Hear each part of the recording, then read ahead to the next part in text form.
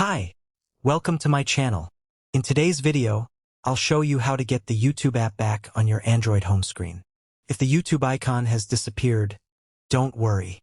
There are a few simple ways to restore it. Let's get started. First, unlock your phone and open the app drawer by swiping up on the home screen or tapping the app's icon, depending on your device. Now look for the YouTube app.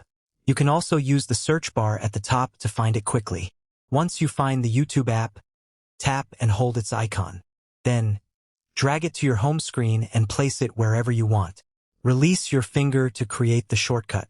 If you can't find YouTube in the app drawer, open Settings, go to Apps or App Management, and look for YouTube.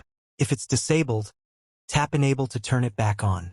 If the app is still missing, open the Google Play Store, search for YouTube, and install or update the app if necessary. After that, repeat the process by pressing and holding the YouTube icon and dragging it to your home screen. That's it.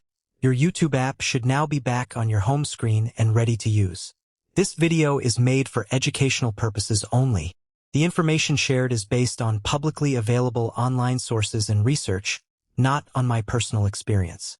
Menu names and steps may vary depending on your Android version and device manufacturer. Thanks for watching.